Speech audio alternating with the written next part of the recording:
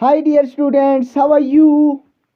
I welcome you all on our YouTube channel, Master Tuition Classes. So, dear students, I'm your new teacher, Mr. Imran sir, especially for English. So, dear students, uh, you have to subscribe our channel by press and also press on the bell icon so that you will get all the notification of every lecture. So हमारे साथ बने रहिएगा।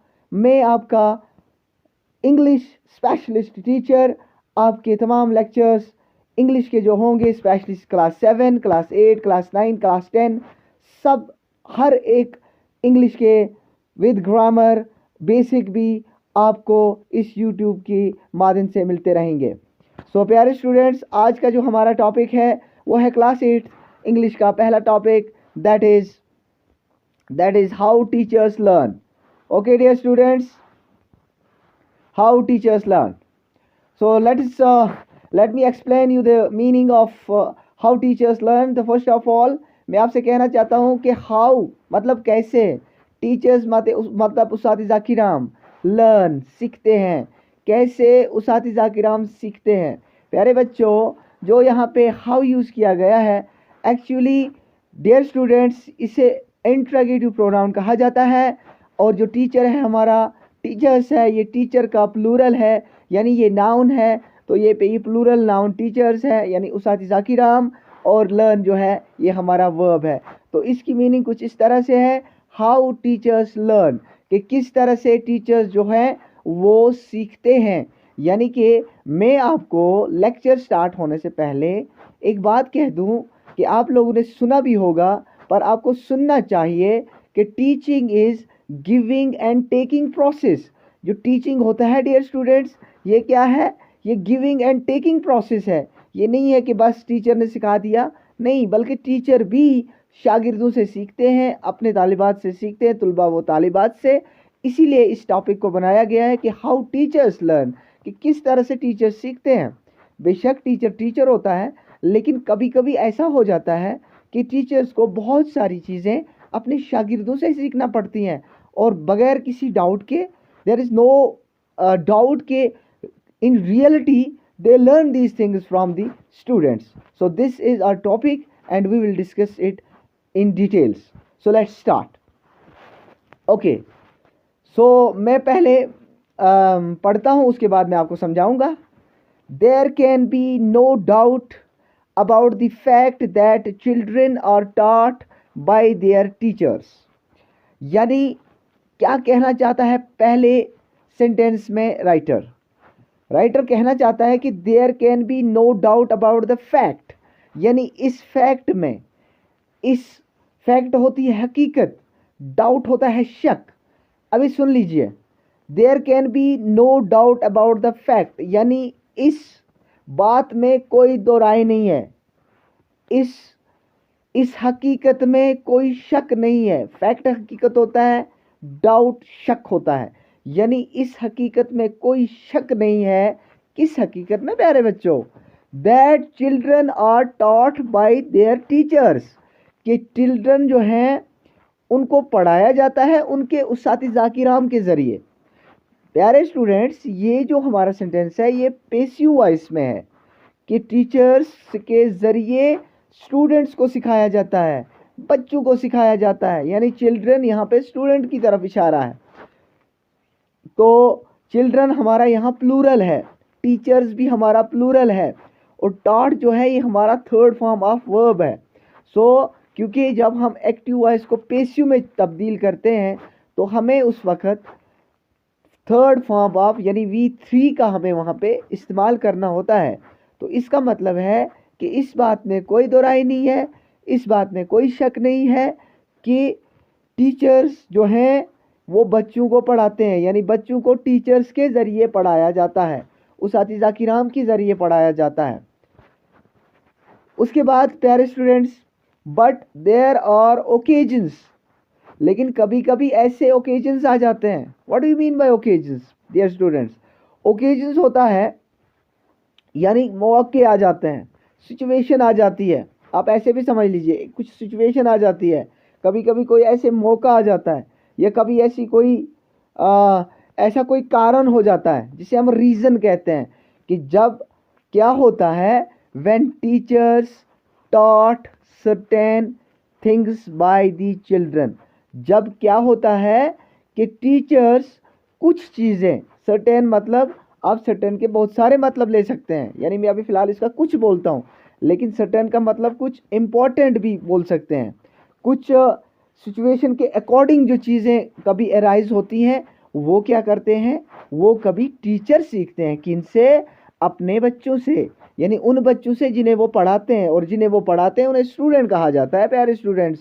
तो क्या है कि कभी कभी ऐसा मौका आ जाता है, कभी कभी ऐसी सिचुएशन अराइज हो जाती है कि जब क्या होता है, जब टीचर्स कुछ चीज़ें, कुछ सर्टेन थिंग्स अपने तुलबा व तालिबात से सीखते हैं, यानी अपने बच्चों से सीखते हैं। Okay, let's move to the next sentence.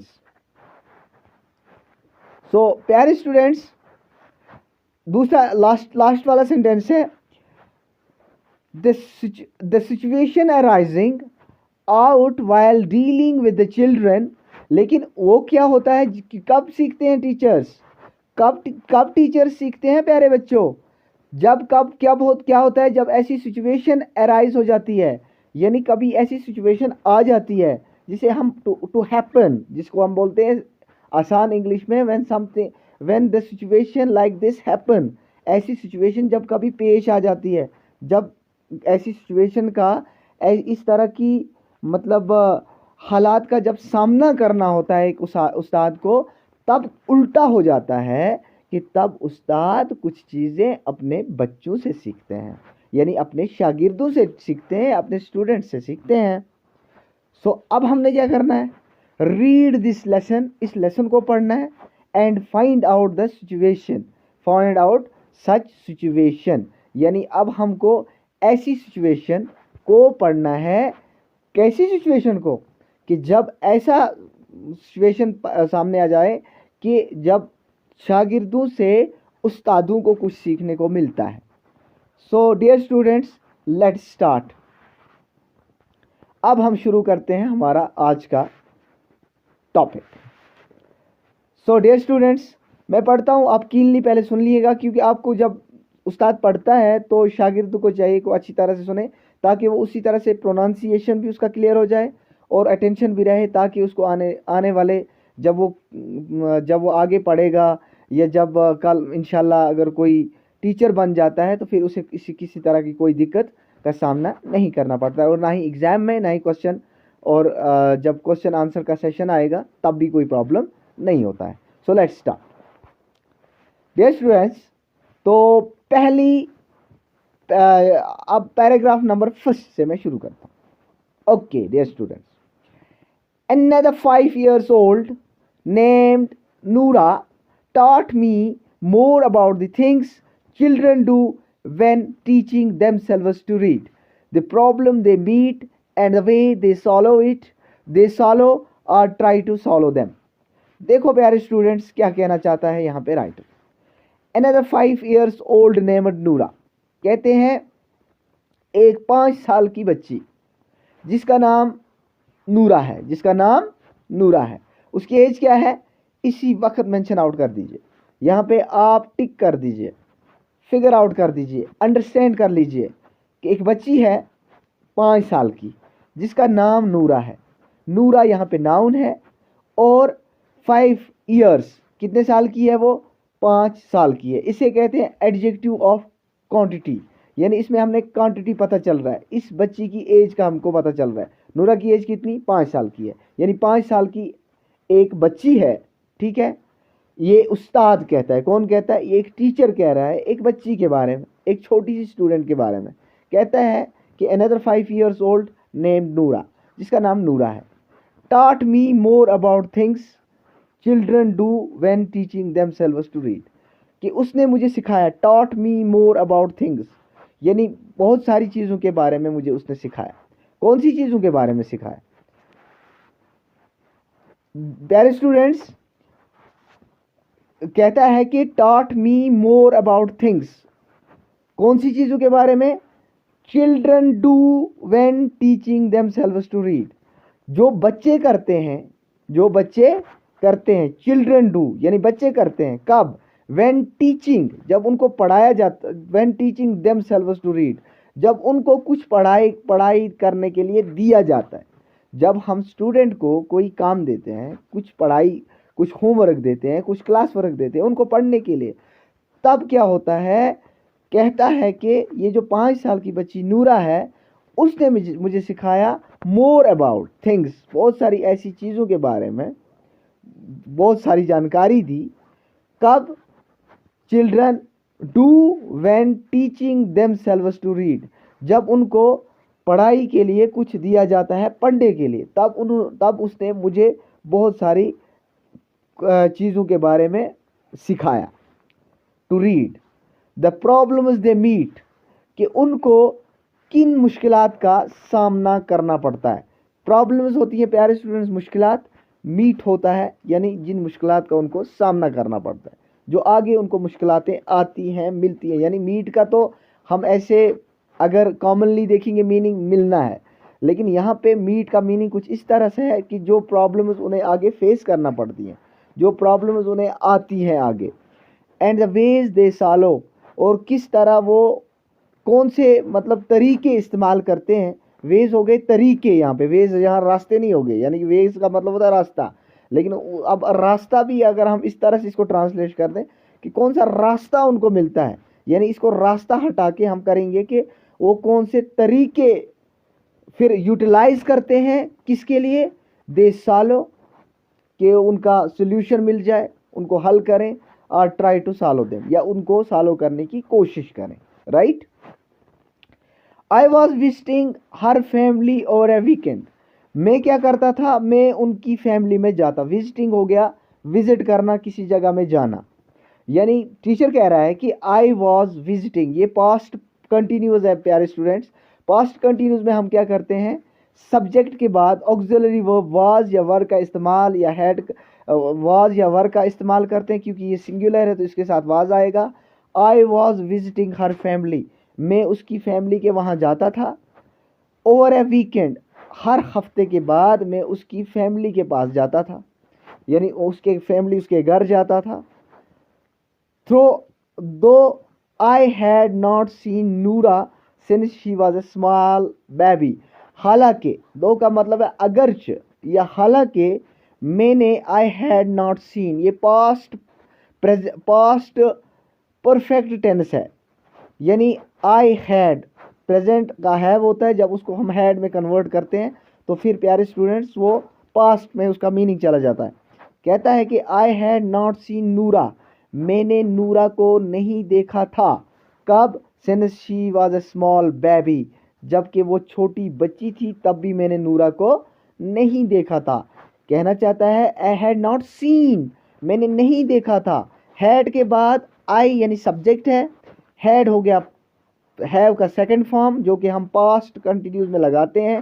Present में अगर ये प्रेजेंट होता तो फिर हैव होता, क्योंकि ये हैड है तो ये पास्ट कंटिन्यूस हो, पास्ट परफेक्ट हो गया। आई हैड नॉट सीन, और सीन हो गया सी का थर्ड फॉर्म, सी सा सीन, मैंने नहीं देखा था नूरा को जबकि वो छोटी सी बच्ची थी। When she was a small baby, जबकि वो छोटी बच्ची थी, यानी यहाँ पे शी क्योंकि ये फेमिनाइन जेंडर है, ये लड़की है, तो इसीलिए जब हमें जेंडर में फीमेल आए तो उस वक्त हम शी का इस्तेमाल करते हैं। उसका मतलब नूरा का हमको कन्फर्म हो गया कि नूरा एक लड़का नहीं बल्कि नूरा एक लड़की है। और ये शी जो इस्तेमाल किया गया प्यारे स्टूडेंट्स, ये इंस्टेड ऑफ नूरा इस्तेमाल किया, इसलिए ये प्रोनाउन है। जब हम प्रोनाउन यूज़ करते हैं वो नाउन की जगह में इस्तेमाल किया जाता है। आगे सुनिए क्या कहता है, मैं वीकेंड में यानी कि हफ्ते के बाद नूरा के घर जाता था, हालांकि मैंने नूरा को नहीं देखा हुआ था कि जबकि वो छोटी सी बच्ची थी। आगे क्या कहता है, वी वेर सून फ्रेंड्स, लेकिन उसके बाद क्या हुआ, जल्दी ही, सून का मतलब होता है जल्दी, जल्दी ही वी वर सून फ्रेंड्स, और जल्दी हम क्या हो गए, हम एक दूसरे के दोस्त बन गए। मैं एक बार आपको कहना चाहता हूँ प्यारे स्टूडेंट्स, टीचर से टीचर ही नहीं होता, he is guide, teacher is also a friend, teacher friend भी होता है। टीचर को फ्रेंडली एटमॉस्फेयर क्रिएट करना होता है जिसकी वजह से वो अपने स्टूडेंट्स को अच्छी तरह से समझा सके, स्टूडेंट उसके साथ इंटरेक्ट कर सके, स्टूडेंट कोई बोर फील ना करे, स्टूडेंट्स बोरिंग ना हो जाए और वो पूरा कॉन्फिडेंस से रहें, खुश रहें और खुशी से सीखें, राइट। तो क्या कहता है कि फिर हमें क्या हो गया, हम जल्दी एक दूसरे के फ्रेंड्स बन गए। सून का मतलब होता है जल्दी। वी यहाँ पे क्या है, ये फर्स्ट पर्सन प्लूरल है, आई हो गया फर्स्ट पर्सन सिंगुलर, एक पर्सन इस्तेमाल करता है। और ये जो वी है डियर स्टूडेंट्स, ये मोर देन वन पर्सन जब हो, प्लूरल हो, तो वहाँ पे इस्तेमाल किया जाता है, क्योंकि अब ये दोनों की बात हो रही है ना। अब ये नूरा की और नूरा के टीचर दोनों की बात हो रही है, इसलिए वी का इस्तेमाल किया है इसने कि हम दोनों एक दूसरे के दोस्त बन गए जल्दी। आगे क्या कहता है, समटाइम्स ड्यूरिंग द डे, कभी कभी दिन को, ड्यूरिंग मतलब दौरान में, डे मतलब दिन को। समटाइम्स कभी कभी दिन को क्या होता था, when I seem to have nothing to do, जब मुझे लगता था, यानी जब मुझे when I seem to have nothing to do, जब मुझे लगता था कि मेरे पास करने के लिए कुछ भी नहीं है, जब ये मैं सोचता था कि मेरे पास करने के लिए कुछ नहीं है। क्या कहता है, when I seem to have nothing to do, जब मुझे लगता था कि मेरे पास करने के लिए कुछ नहीं है। I was thinking that I am free right now, कि अभी मैं फ्री हूँ, मेरे पास कुछ नहीं है करने के लिए। तो मैं क्या करता था, तो वो क्या करती थी, she came up to me, वो मेरे पास आती थी। कैम कम का सेकंड फॉर्म है, ये भी पास्ट सिंपल है। जब पास्ट सिंपल होता है ना प्यारे स्टूडेंट्स, तो हम कैम का इस्तेमाल करते हैं। तो शी कैम, अगर शी प्रेजेंट होता तो फिर कहते कि हम शी कम्स, वो आती है, लेकिन क्योंकि ये पास्ट है तो इसका मीनिंग कुछ इस तरह का है, she came up to me, वो मेरे पास आती थी, with a book in her hand. ये हर जो है ये भी प्रोनाउन, ये सब कुछ इस वक्त हम नूरा के बदले में जो हर शी इस्तेमाल करेंगे, that will be instead of नूरा, क्योंकि प्रोनाउन जो होता है वो नाउन की जगह में हम इस्तेमाल करते हैं। तो वो क्या करती थी, she came up to me, वो मेरे पास आती थी, with a book in her hand, उसके हाथ में किताब होती थी, एंड आस्क्ड मी, और मुझसे कहती थी, if I would help her read it, कि मैं उसकी हेल्प करूं, किसमें, पढ़ाई में, पढ़ने में मैं उसकी हेल्प करूं। कि वो मेरे पास आती थी ये समझकर, ये एक्सपेक्टेशंस लेकर कि मेरे जो उस्ताद हैं वो इस वक्त मुझे कुछ पढ़ाएंगे, मुझे सिखाएंगे।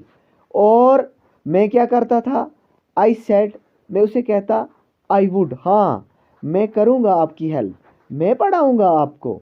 वो कहती थी, वो आ जाती थी कि सर आप प्लीज़ एक काम करें, आप मुझे पढ़ा दीजिए, मुझे आप पढ़ाई में मदद करें। और वो कहता, आगे टीचर का रिस्पॉन्ड क्या था, वो कहता है, आई सेड, मैं उसे कह देता, आई वुड, हाँ ठीक है मैं करूँगा, आई हेल्प यू, मैं आपकी मदद करूँगा।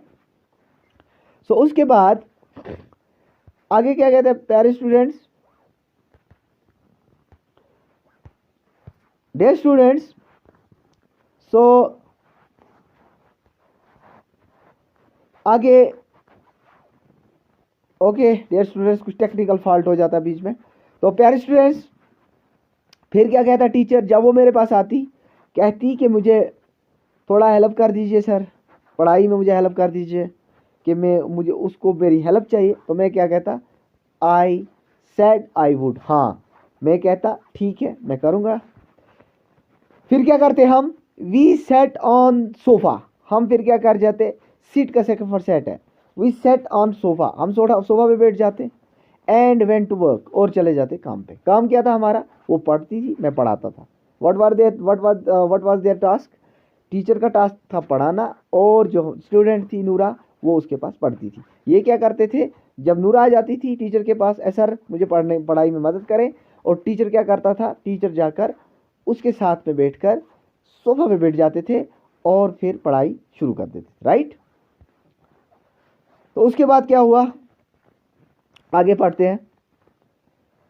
द बुक वाज, जो उसके हाथ में बुक थी ना, जो नूरा हाथ में बुक लेके आती थी टीचर के पास, उस बुक, वो कौन सी बुक थी, the book was hope on pope.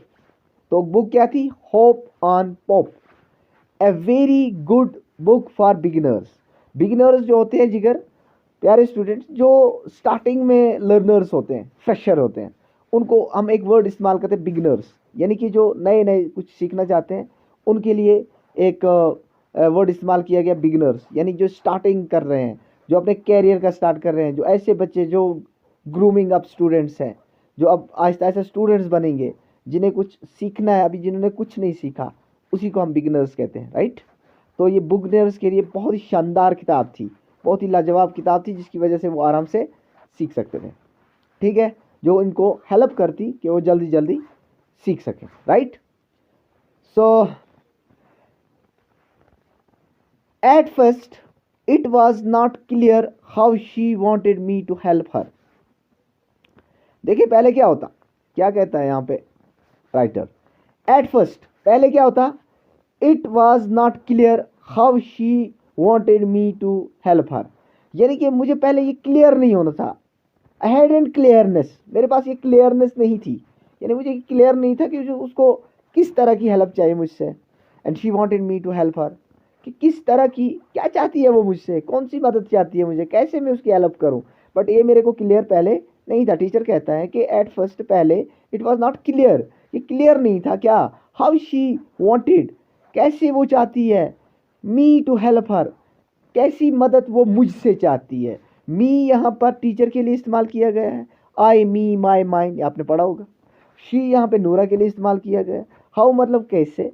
नूरा कहती है कि मैं चाहती थी, टीचर कहता है कि मैं पहले मुझे कन्फ्यूजन था दिमाग में, मुझे खुद समझ में मतलब मिसअंडरस्टैंडिंग था कि मुझे समझ नहीं आ रहा था कि उसको मुझसे कैसी हेल्प चाहिए, कौन सी हेल्प चाह रही है वो मुझसे, और what I was suppose to do, कि मुझे क्या करना है, यानी कि मुझे खुद भी ये अंदाज़ा नहीं था, कि ये गैस नहीं था कि नूरा किस तरह की हेल्प मेरे मुझसे चाहती है।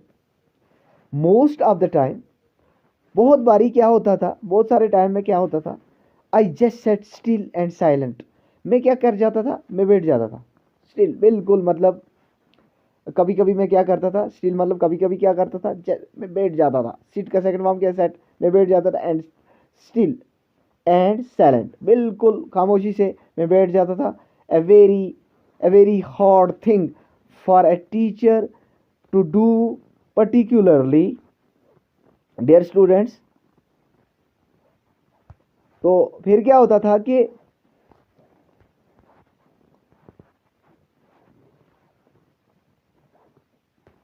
ओके ओके डियर स्टूडेंट्स, आगे क्या कहना चाहता है, at first it was not clear how she wanted me to help her, और what I was suppose to do, कि मुझे क्या करना है, मैं कन्फ्यूजन में रहता था। Most of the time I sit still and silent, मैं बहुत सारे टाइम क्या करा करता था, चुप करके बैठ जाता था, साइलेंट बैठ जाता था, कॉम बैठ जाता था। A very hard thing for a teacher to do, अब टीचर यहाँ पे कहना चाहता है कि टीचर के लिए सबसे ज़्यादा जो मुश्किल चीज़ करने के लिए होती है ना, मुश्किल काम करने के लिए, वो क्या होता है, पर्टिकुलरली वन, खास तौर पर, पर्टिकुलरली होता है प्यारे स्टूडेंट्स खास तौर पे, अगर ये वर्ड कॉमनली लिखा होता तो फिर उसका मतलब होता आमतौर पे, उसका एंटोनियम हो गया, लेकिन ये क्योंकि डायरेक्ट मीनिंग दे रहा है, पर्टिकुलरली वन, खास तौर पर उसके लिए, हु लाइक मी, जो मेरी तरह हो, thinks he is good at explaining and helping, जो सोच रहा हो कि वो एक्सप्लेनिंग में यानी समझाने में, एंड हेल्पिंग और मदद में ठीक है, अच्छा है, यानी कि वो हेल्प भी कर सकता है, वो एक्सप्लेन भी कर सकता है, अंडरस्टैंड भी करवा सकता है इंपॉर्टेंट थिंग्स। कहना चाहता है टीचर कि पर्टिकुलरली खास तौर पर, वन उसके लिए, हु लाइक मी जो मेरी तरह हो, थिंक्स सोचता हो, ही इज़ गुड अच्छा हो, एट एक्सप्लेनिंग एंड हेल्पिंग जो समझाने में और हेल्प करने में अच्छा हो। The first few pages were easy, जो पहले कुछ पेजेस थे ना वो ईजी थे, आसान थे, ठीक है। Then she began to meet more words, लेकिन पहले वर्ड्स कुछ तो आसान थे, लेकिन जूं ही क्या होता था, फिर देन शी बिगन, फिर वो शुरू करती, बिगिन, बिगिन का सेकंड फॉर्म बिगन होता है, when she began to meet more words, जब उसको आगे दूसरे वर्ड्स मिलते थे, यानी उसको दूसरे वर्ड्स का सामना करना पड़ता था, आगे कुछ और आसान के बाद ही कुछ आसान के बाद कुछ मुश्किल वर्ड्स आ जाते थे, शी डिड नॉट नो, जिसका उसको पता नहीं था। जाहिर सी बात है, तो ये तो ऑब्वियसली आपको पता ही चल गया होगा कि जब उसको क्या हो जाता था कि पहले स्टार्टिंग के कुछ वर्ड्स आसान थे, लेकिन बीच में कुछ जब उसको कुछ ऐसे वर्ड्स आ जाते थे जिसके बारे में वो जानती नहीं थी, and had to figure out, उसको क्या करना था, उसको पहचानना था, रिकॉग्नाइज करना था, क्योंकि पहले वाले पेजेस में वो वाले वर्ड्स नहीं थे जो स्टार्टिंग में इजी थे कुछ वर्ड्स, क्योंकि जो ही वो पेज टर्न करती आगे चलती तो उसको थोड़ा मुश्किल अल्फाज मिलते थे, राइट। तो वो जिसको वो यानी या पढ़ नहीं सकती थी, राइट, फिगर आउट पहचान नहीं सकती थी।